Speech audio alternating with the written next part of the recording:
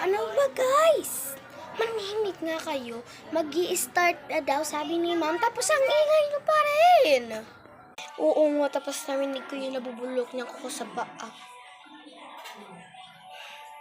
Ano na naman? Ganyan ka na lang palagi, Zia. Bida-bida ka pa rin. Ang galing mo. Ano kung sabihin ko kay ma'am na bida-bida ka? Wala pa nga sinabi si ma'am eh. Papansin. Oo nga. Tsaka bakit ka ba ganun, Zia? Inaano ka ba namin? Paano kung bigyan kita ng mga reasons sa mga ginagawa mo? Bigyan kita example. Una, bida-bida ka. Pangalawa, sip-sip ka. At pangatlo, pag ako yung kailangan mag-distribute ng papers, ikaw lagi kumukuha. Bakit?